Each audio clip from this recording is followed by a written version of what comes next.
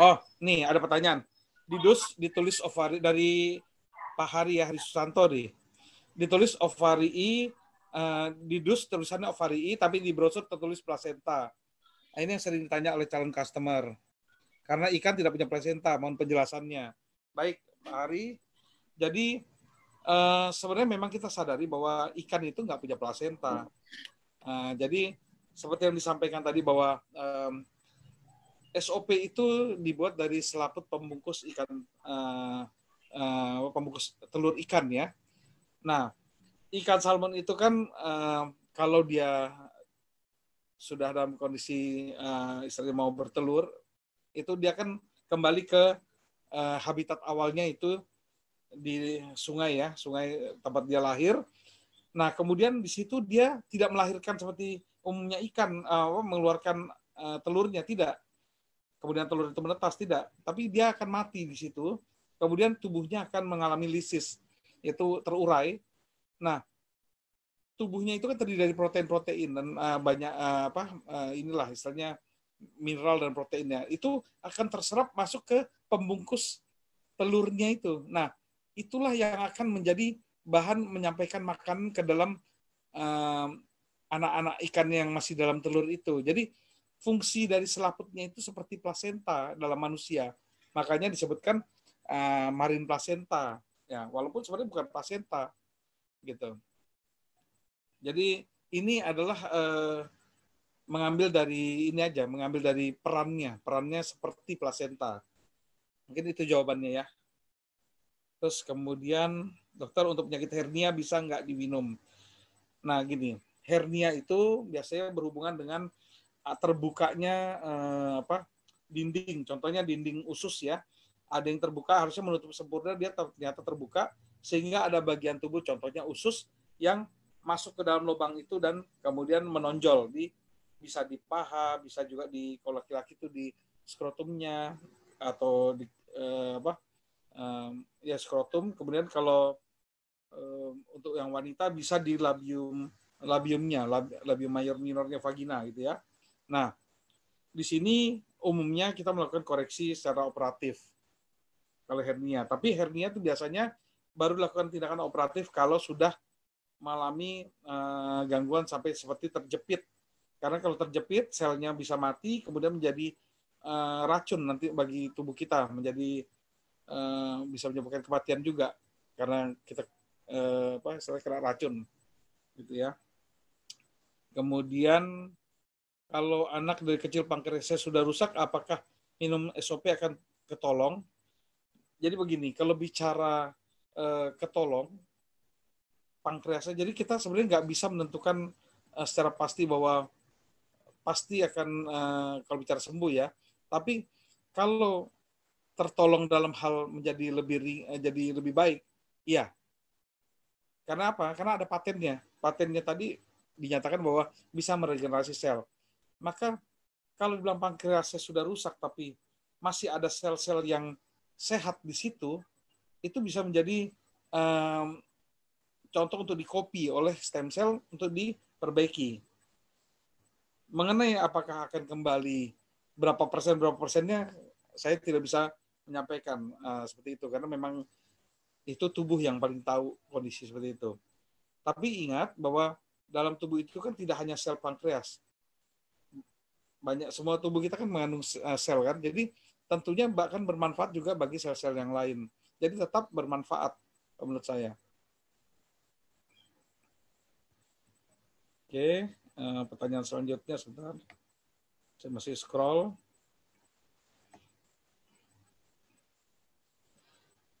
Untuk yang sakit radang sendi di kaki dan jari tangan, berapa lama harus minumnya?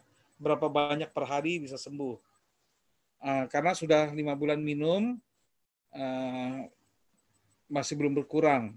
Nah, baik, ini dari Ibu Fatima Arsyad ya.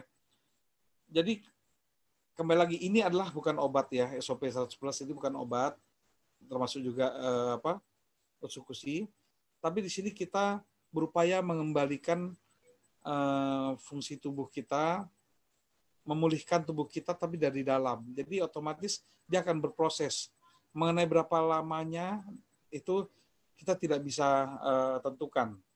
Karena bisa saja sebenarnya ada masalah-masalah lain yang kesehatan yang lain yang sebenarnya kita tidak tahu, tapi sebenarnya sudah terjadi dan ternyata itu yang dianggap paling urgent oleh tubuh untuk diperbaiki lebih dahulu.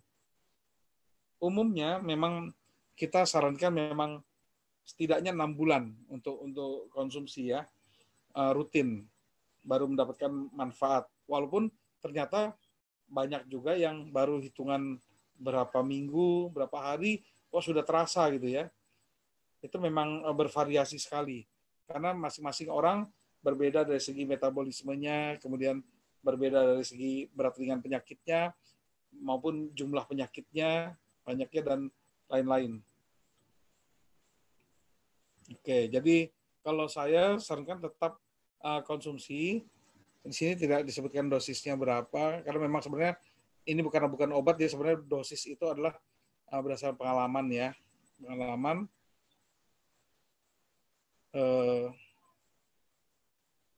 Tapi kalau saran saya tetap dilanjutkan. Dan di sini bukan berarti kita menghentikan obat-obat yang dari medis ya, dari dokter. Jadi kita bekerja sama dengan obat-obat medis. Kenapa? Karena obat medis biasanya untuk penanganan, contoh nih kalau kasus diabetes ya, pada pasien-pasien diabetes itu obat-obatan medis itu dibutuhkan adalah untuk mencegah komplikasi lebih parah. Nah, tapi dia tidak menyembuhkan. Nah, di sini kita bantu dengan SOP 100 plus misalnya, tujuannya adalah untuk memperbaiki pankreas kita agar insulin kita kembali bekerja dan akhirnya memperbaiki dari dalam kondisi diabetes kita. Yang otomatis nanti lama-kelamaan juga obat-obatan akan berkurang sendiri dengan sendirinya, di mana dokter akan melihat bahwa ternyata terjadi perbaikan dan akhirnya akan melakukan tapering off terhadap obat-obatannya. Tapering off itu adalah menurunkan dosis obat sampai satu saat adalah dihentikannya penggunaan obat. Nah, ini dari Ibu Megaria Hardianto. Kalau sakitnya CA mame yang tumbuh terus bagaimana? Walaupun sudah di kemo dan diradiasi, di indung telurnya juga udah dioperasi. Oh ya, oke. Jadi di luar terapi yang dari medis ya, kita bicara dengan ikhtiar dengan SOP dan eksekusi, sebaiknya ini dikombinasi ya. Kombinasi, jadi SOP 100 plus itu gunanya untuk membantu sel-sel yang sudah mati, baik mati karena alami maupun mati karena efek kemonya maupun efek CA-nya, itu supaya bisa digantikan atau bisa regenerasi. Kemudian untuk CA-nya kita aktivasi NK sel kita melalui dengan utsukushi. Jadi bagusnya ini sebenarnya kalau saran saya dikombinasi nih antara utsukushi dan SOP plus. Oke, sebentar, selanjutnya.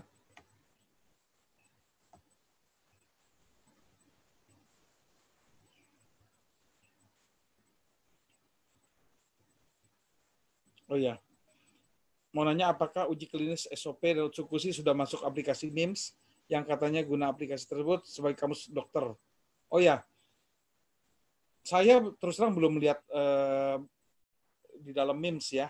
Jadi bukannya belum melihat dalam arti ini bahwa saya memang belum melihat langsung, dan ini kalau menurut saya ini masuk kategori suplemen kan di Indonesia. MIMS ini umumnya adalah obat-obatan. Di rumah sakit sendiri SOP dan utsukushi tidak akan bisa masuk sebagai masuk dalam formularium. Tidak masuk dalam formularium kecuali memang ada rapat dari Komite Medik dan mereka menyarankan atau merekomendasikan SOP dan utsukushi sebagai bagian dari suplemen yang bisa diresepkan di dalam obat-obatan. Tapi kalau dalam MIMS saya belum mengecek di sini.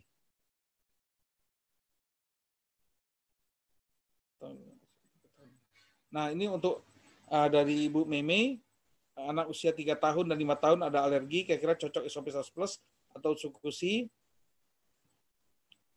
Saya sarankan di sini ini 3 tahun 5 tahun ya. Ke arah SOP. Kalau anak-anak cukup 1 saset aja sehari. 1 saset sehari cukup. Jadi anak-anak tuh kita kategorikan di bawah 12 tahun.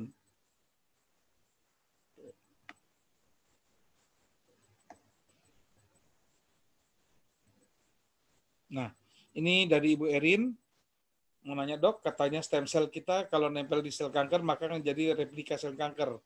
Nah, di sini tidak ya. Jadi stem cell ini dia tidak akan mengcopy sel yang tidak sehat. Sel kanker ini kan sel yang mengalami ini perubahan secara DNA-nya. Jadi dia tidak akan di-copy yang cacat. Ini sel cacat ini, sel kanker ini. Jadi stem cell tidak akan mengcopy sel cacat. Dia hanya mengcopy yang sel-sel yang sehat dan memang ada kebutuhan di-copy. Jadi dia tidak akan mengcopy sembarang juga. Kalau memang semua kalau selnya jumlahnya sudah cukup dan memang tidak ada yang perlu diperbaiki, dia tidak akan mengcopy dia.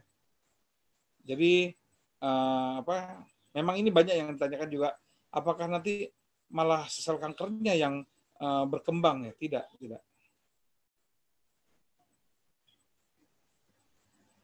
Oke.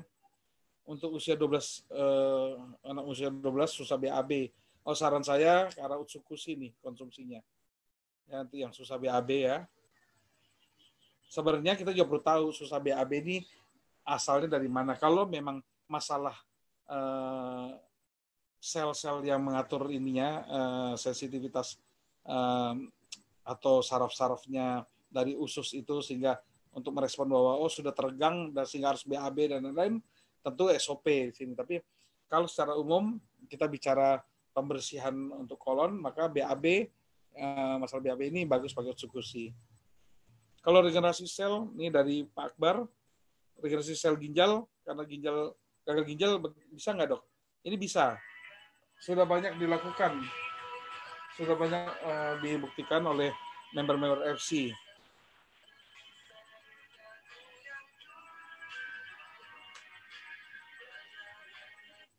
Jadi nanti dengan menggunakan SOP akan terjadi regenerasi sel, terutama sel-sel glomerulus. Sel glomerulus itu sendiri adalah sel yang bertanggung jawab terhadap penyaringan dari toksin-toksin yang ada dalam darah, sehingga kalau sudah diperbaiki sel glomerusnya, maka toksin seperti urium, kreatinin itu bisa dibuang melalui kencing kembali.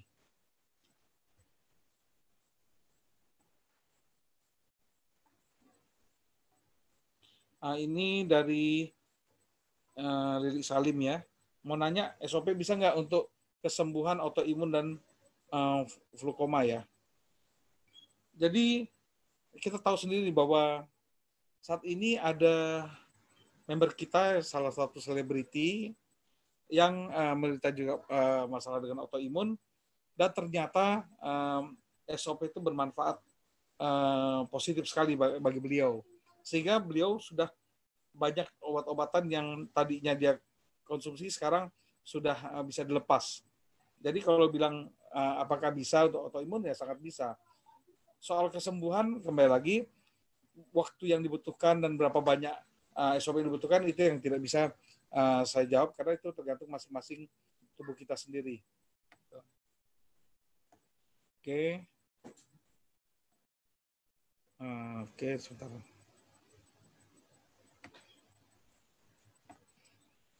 Kakak habis operasi katarak, ini dari Ibu Mufaroha. Habis operasi katarak, sarafnya kena, jadi matanya buta. Non-advis. Ya, sebenarnya ini sarafnya kena ya. Saya kurang paham maksud saraf kena. Apakah operasi katarak ini, operasi katarak tuh seharusnya tidak sampai ke ini ya, sampai menyentuh persarafan di belakang ya. Tapi kalau akibat dampaknya itu saya nggak tahu ini bagaimana. Tetap kalau saraf ini kita bisa upayakan dengan SOP. Tapi di sini karena kita tidak tahu tingkat beratnya seperti apa, maka untuk dinyatakan apakah bisa menyembuhkan, Saya tidak bisa jawab di sini, tapi alangkah baiknya gunakan SOP 100 plus, ikhtiar di sini. Mudah-mudahan kalau memang sarafnya masih banyak yang sehat, dia bisa dikembalikan fungsinya. Vitiligo, oh ini ada dari Pak Andi ya, Andi. Bagaimana tentang vitiligo? Vitiligo tuh yang penyakit yang orang lihat tuh belang ya, jadi ada yang putih, ada yang warna kulitnya yang normal, dan ada yang putih gitu. Ini pada kasus-kasus tertentu juga ternyata vitiligo bisa ya, sudah ada yang bisa. Jadi kulit yang putih itu menjadi menyerupai ke warna kulit normal. Jadi pakai SOP bisa nih, mudah-mudahan ya. Dok, kalau konsumsi utsukushi jadi gatal-gatal, kenapa bisa begitu? Setelah 2 minggu konsumsi. Ya, tubuh kita ini kan sebenarnya kan baik dari makanan maupun mungkin dari obat-obatan yang pernah kita makan itu kan ada kemungkinan tidak semua zat itu bisa dikeluarkan oleh tubuh, dibuang. Sehingga ada yang tersimpan dalam tubuh, dan itulah yang mungkin menjadi seperti toksin dalam tubuh gitu ya. Nah, penggunaan seperti utsukushi, SOP itu kadang-kadang untuk bekerja itu dia tidak langsung bekerja ke manfaatnya, tapi dia akan membersihkan tubuh kita dari masalah-masalah seperti tadi yang toksin tadi. Sehingga ini proses biasa orang sebut juga detoksifikasi, atau juga bisa juga disebut, kalau sama saya sebut body adjustment, penyesuaian tubuh gitu ya. Jadi gatal-gatal ini memang bisa saja terjadi, merupakan bagian dari proses pengeluaran dari toksin-toksin tadi. Nah, umumnya ini tidak berlangsung lama ya. Tapi memang pada sebagian kecil orang ada yang agak panjang waktunya. Contoh misalnya gatal-gatal. Ya, kalau pada saat gatal-gatal ini kita tidak menghentikan penggunaan utsukushinya, tapi kita bisa mengkonsumsi obat anti gatalnya atau antihistaminnya. Jadi tidak apa-apa menggunakan obat medis jika memang sudah dirasakan perlu. Kalau memang bisa ditahan, memang kita tahan. Tapi kalau tidak bisa tertahankan, kita minum nggak apa-apa. Tapi tanpa menghentikan utsukushinya. Kalau memang dosis utsukushinya agak banyak, misalnya tadinya 2x2 atau 2x1, bisa diturunkan dulu. Tapi jangan dihentikan, tetap konsumsi, dan banyak juga minum air. Apakah dari Ibu Chandra, apakah leukemia bisa sembuh? Kembali lagi, kalau pertanyaannya adalah bisa sembuh, bisa iya, bisa tidak, karena kita tidak tahu nih kondisi tubuh kita bagaimana. Tapi kalau bisa menjadi upaya kita untuk menjadi proses penyembuhan, bisa. SOP ini kan dia akan bekerja untuk membuat tubuh kita menjadi optimal. Optimal itu artinya apa? Kalau ada komponen yang berlebih, dia akan diturunkan. Kalau ada yang kurang, akan dinaikkan sehingga menjadi sesuai dengan standar tubuh kita. Jadi kalau bicara sebagai ikhtiar itu bisa. Dan memang sudah banyak mengalami manfaat di sini ya. Manfaat-manfaatnya ya. Tapi kalau memang dibilang sembuh itu harus terbukti secara medis. Kata-kata sembuh. Karena ada orang yang baru merasa enak sudah menyatakan bahwa sembuh gitu. Nah, yang bagus itu kan bukan cuma subjektif tapi ada objektifnya. Gitu. Tapi kalau baikkah pengguna penderita leukemia menggunakan produk DFC, sangat baik. Pak Dokter, maksimal pemakaian SOP dan utsukushi untuk orang sakit seberapa banyak? Dan orang normal sebaiknya berapa? Baik. Untuk penggunaan maksimal sebenarnya, karena kita bukan obat, kita ini kayak boleh bilang kayak makanan gitu ya, maka tidak ada maksimalnya. Tidak ada maksimalnya karena tidak berbahaya. Tidak berbahaya gitu. Nah, jadi boleh saja kalau bisa sanggup sampai 4 saset, sampai 6 saset, silahkan sehari. Nah, tapi kalau tanya, kalau orang normal sebaiknya berapa? Nah, orang normal ini saya kategorikan adalah orang yang dalam kondisi yang tidak ada keluhan. tidak ada keluhan aja belum tentu tidak sakit ya sebenarnya secara kalau kita cek labnya ternyata jangan-jangan kolesterolnya sudah tinggi tapi belum melewati batas yang maksimalnya gitu. Nah untuk orang normal ya buat maintenance cukup sehari 1 saset. Jadi biasanya saya kalau orang yang anak kecil di bawah 12 tahun yang menjaga kesehatan atau sakit yang ringan-ringan itu saya kasih cuma 1 hari sekali aja cukup. Tapi kalau yang menengah saya bisa kasih 2 kali 1, yang berat bisa 2 kali 2, yang lebih berat lagi bisa sampai 3 kali 2 atau 3 kali 3 bisa juga gitu. Jadi itulah seni dalam pengobatan itu adalah kita akan melihat kondisi orang gitu. Lihat kondisi orang pasnya kira-kira berapa. Kadang-kadang juga kita menggunakan dosis minimal dulu, efeknya begitu dia merasakan sudah ada respon tapi masih kurang, nah itu bisa ditambahkan. Bisa juga dari dosis terendah baru dinaikkan.